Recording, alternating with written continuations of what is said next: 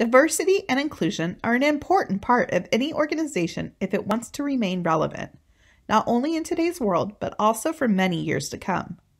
However, experts have found that even as D&I become more commonplace practices in many sectors, it doesn't mean that they will automatically become the norm everywhere. The American Society of Association Executives, otherwise known as ASAE, shares that evidence suggests that sectors become more diverse when the efforts of leadership focus on creating D&I cultures.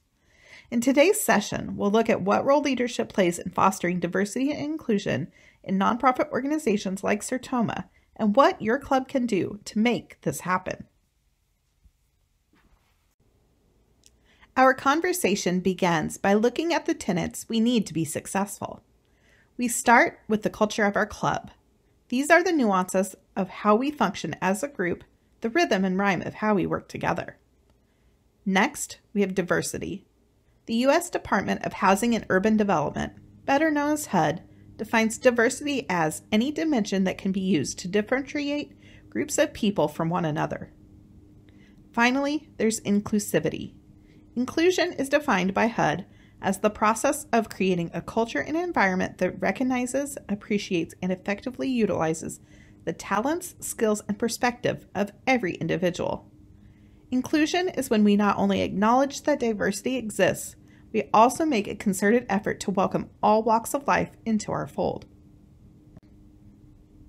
Club leaders have three main responsibilities when it comes to diversity and inclusion within their club.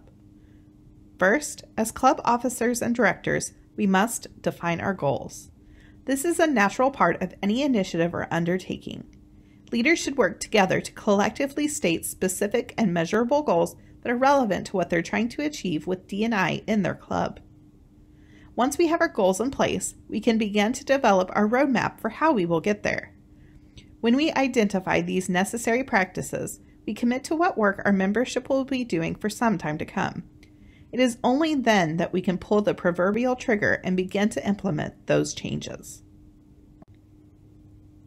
ASAE has identified several keys to improving diversity and inclusion in nonprofit organizations as part of its Association Impact on Diversity and Inclusion in Professions study. First, we must define diversity for our organization.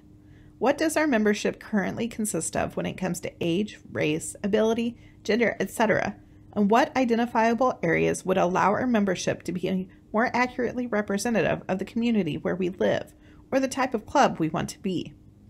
This examination helps us to identify our audience, whether it's internal within our club or external to our potential members, donors, sponsors, supporters, or benefactors. We undertake this process so that our leaders understand where we are and where we're going. We are preparing them for the critical work that lies ahead. The study also notes other additional keys to improving D&I. We must commit the resources that are required to be successful in our efforts. This includes the time, volunteer power, and the budget. More importantly, it also includes the effort and dedication of our club board. We must find ways to develop relationships. Diversity is unlikely to happen organically, so building relationships with other organizations and groups in our community will likely be part of our process of building a more inclusive club. It is only through this type of collaboration that we can learn ways to best serve populations from all walks of life. And finally, and most importantly, if it's to be a sustaining practice, we must make these more inclusive practices a habit. They must become ingrained within the culture of our club so that they're no longer a program, but rather just the way the club is. This may take some time, but eventually the new can become the norm. There's one final key that I must mention: creating a value statement. The Society for Human Resource Management explains that a value statement should list the core principles that guide and direct an organization and its culture. It is these principles that become the moral compass for decision-making and benchmarking in a membership organization, SHRM says. When drafting value statements, SHRM shares 3 questions leaders may consider. What values are unique to our organization? What values should guide the operations of our company? And what conduct should our members uphold? Many times, the value statement may be accompanied by a DNI statement. According to ASAE, this statement should define the organization's commitment to diversity and inclusion and may outline specific areas of focus. For instance, it may mention improving recruiting practices or elevating the visibility of underserved groups in the community. Some nonprofits also include DNI in their mission, but this may not always be practical for all organizations. One thing to keep in mind with both your value statement and your DNI statement is that simply having these policies is not enough. Many leaders fall into the trap of thinking that having stated values and policies is sufficient. However, it's meaningless if we don't actually put them into action and welcome change. Before we move into how leaders can introduce a diversity and inclusion initiative to members, I want to make a note on celebrating progress. This is important when you're trying anything new in your club. You want your members to get excited about and to be invested in the work you're doing. There's no better way to do that than to find ways, big and small, to celebrate our achievements. ASAE reminds us that DNI is a long-term commitment made up of many short-term wins. It's just as important to acknowledge our little victories along the way to keep the momentum going. Make sure to talk about the changes your club is making in a meaningful way. Show members how these small changes can make a cumulative huge difference in the end.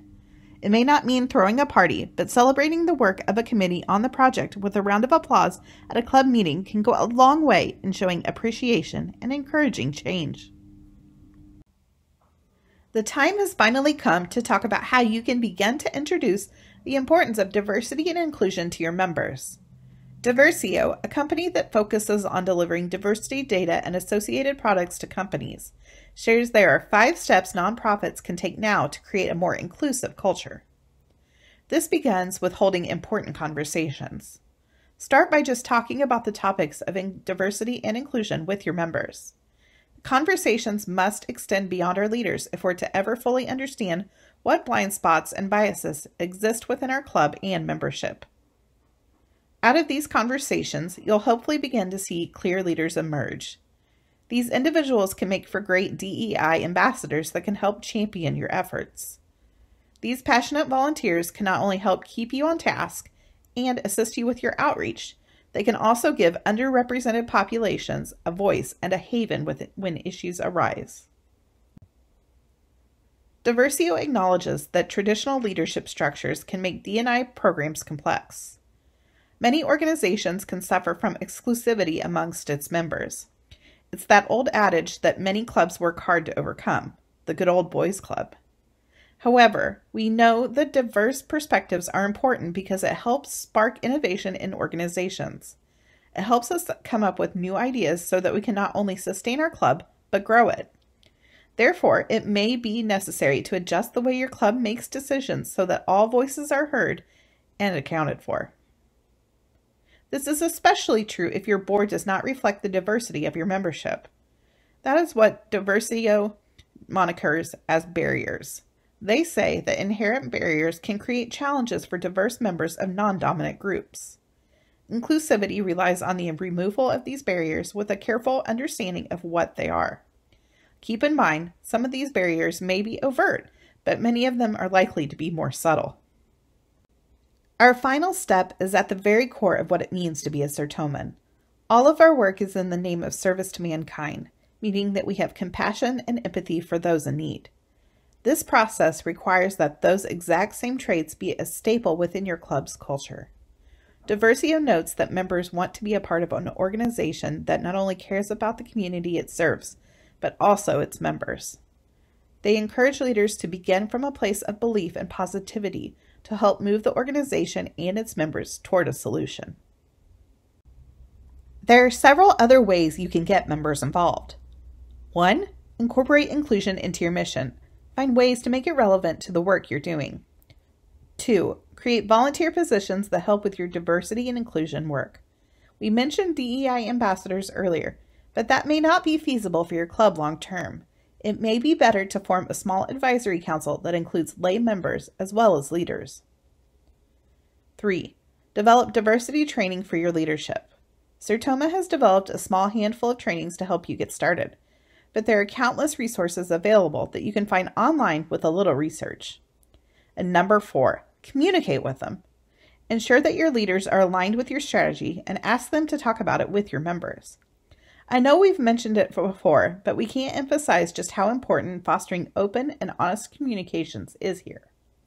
DEI initiatives are most successful in organizations with leaders who actively support them, and opening the lines of communications is a great way to help ease your members into the exciting changes you're about to undergo. And that wraps up today's session. Club leaders play a significant role in how our clubs function today and their promise for tomorrow. We hope that you can take the lessons learned here and begin the important process of making diversity and inclusion priorities within your leadership and your club. After all, if Sertoma does not reflect the communities we serve, we are less likely to be here for years to come. You can find additional information on this and many other important topics on the Club Resources page in our Members Center at sertoma.org. We also invite you to connect with your fellow members and national staff in Sertoma's Member Corner on Facebook using the link on the screen.